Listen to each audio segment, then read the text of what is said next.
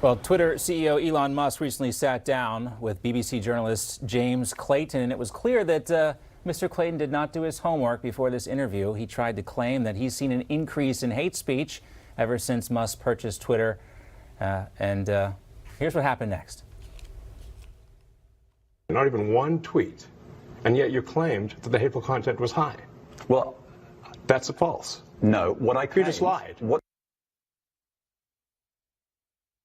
And it went on and on.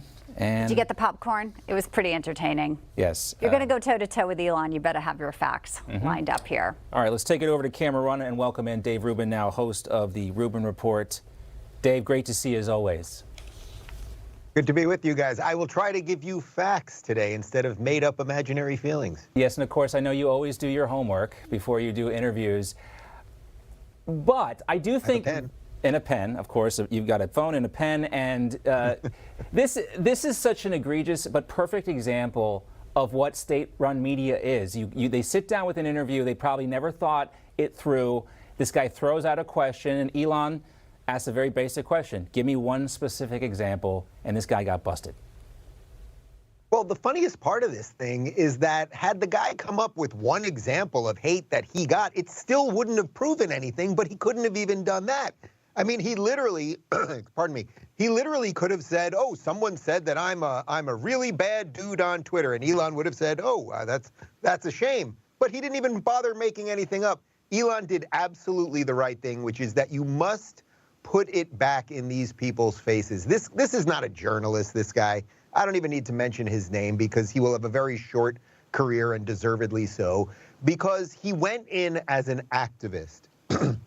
He went in as an activist to go ahead and try to disparage what's going on Twitter. The simple truth is, and we all know this, since Elon has taken over Twitter, Twitter has been opened up. It is in more of a free speech lane than it was previously. That does not mean that everything that's going on there is perfect. There are still issues related to shadow bans and algorithms and all of that stuff, and it's seriously complex stuff that Elon's working through. But for some reason, none of these people had a problem when the previous regime had Twitter, and guys like me or half the people on Twitter were getting endlessly attacked. And you know what? If you're getting endlessly attacked on Twitter, it's really extraordinary what you can do. You can take your phone and go like this. Yeah, just turn it off. And somehow we managed to freeze it, a freeze frame, to the magic of technology. It's a perfect shot. Look at that.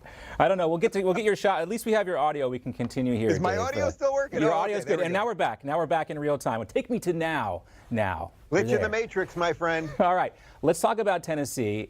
We've got this guy, Justin Pearson. He's back now. But we learned a little bit about Justin's background before. He didn't always sound the way he sounds now.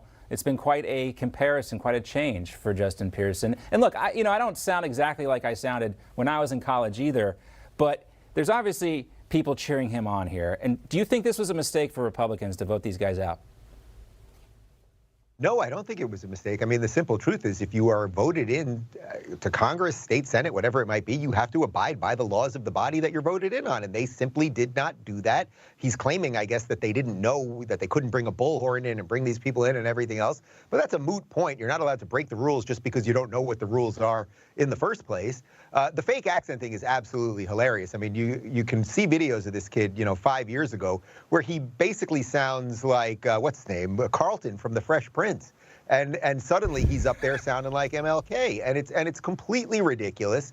He's LARPing. You know the phrase LARPing, live action role play. That's what a lot of college kids like to do. They pretend that they're, I'm King Andrew IV, and and I must save the princess, something like that. That's what they're all doing. These are actors and actresses, and the people of Tennessee deserve better than this. And if I'm not mistaken, John, maybe you guys covered it. Didn't a bill just get passed to protect schools, and he and the other two people who got kicked out, I guess the woman's back in, but they voted against it, right? So there's a lot of weirdness going on here.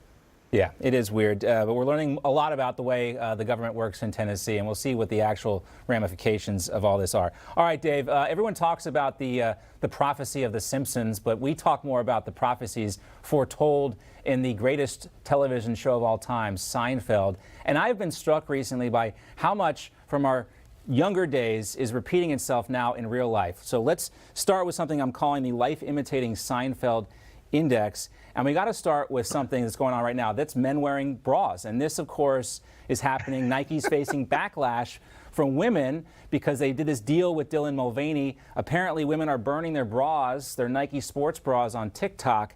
And of course, we learned about this first in the episode The Doorman. Here it is. Except we gotta do something about the name. Why? What's wrong with bro? No, bro's no good. Too ethnic. All right, you got something better? How about, the man's ear?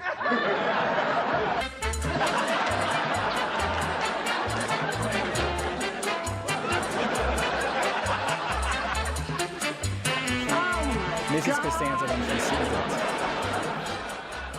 Yes, she's quite upset about the whole situation. And of course, that actual debate was real, whether they should go with bro versus man's ear. It was based on an actual argument between the writers.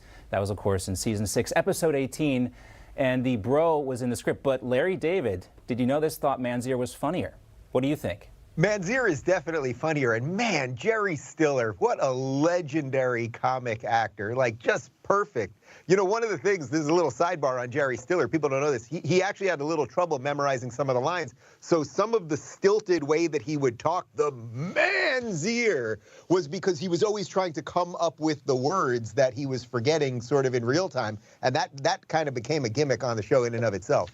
And I do the same thing sometimes. All right, the other thing that's happening in real life is forced LGBTQ compliance.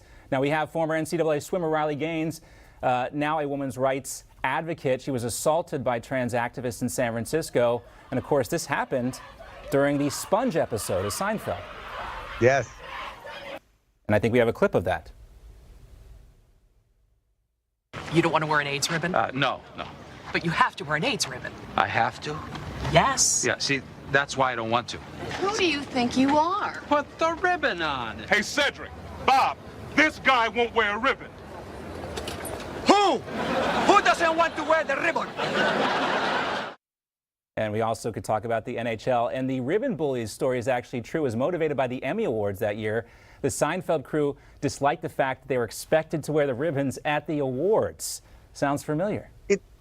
It's so perfect. You know, that ribbon moment at the AIDS walk, it's such a seminal moment of Seinfeld because Kramer's trying to do the right thing. He'll be in the AIDS walk, but don't bully him into wearing what you want him to wear. And then they end up assaulting him, basically beating the crap out of him. And that's pretty much what the woke mob is doing to everybody else. You have to constantly out-woke each other. Otherwise, you are the enemy and you'll be on the other end of what they're going after. It doesn't matter how much penance you offer. So it's a perfect episode. That obviously also goes to, you know, COVID vaccines and mandates and boosters. You could do the same thing on that one. It's just we'll perfect. use it again. And we have one more because we believe in the rule of threes here, of course. That's whales beaching themselves on Long Island.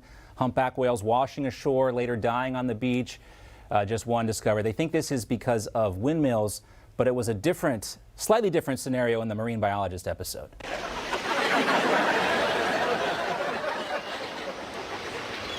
And I found myself right on top of him, face to face with the blowhole. I could barely see from the waves crashing down upon me, but I knew something was there. So I reached my hand in, felt around, and pulled out the obstruction. Elaine's face is so good there. And the best thing about that is that Jason Alexander nailed that on the first take. It was just written the night before. Larry David and Jerry Seinfeld wrote that in a moment of late night inspiration, whatever that means. And everyone decided that first take was so good they didn't need to reshoot it. But such great stuff. John, I know there's probably very little Seinfeld I can get over your head, but I heard an interview once where Jerry Seinfeld said that moment right there is his favorite moment in the entire show. He felt Jason Alexander nailed it on that first take so beautifully, so that was it for him. And you can see in that scene, you know, he would crack a lot. You could always see the smirk or whatever, but you could really see it happening right there. Beautiful. Well, let's make TV great again. Dave Rubin, great to see you. Good to see you, my friend.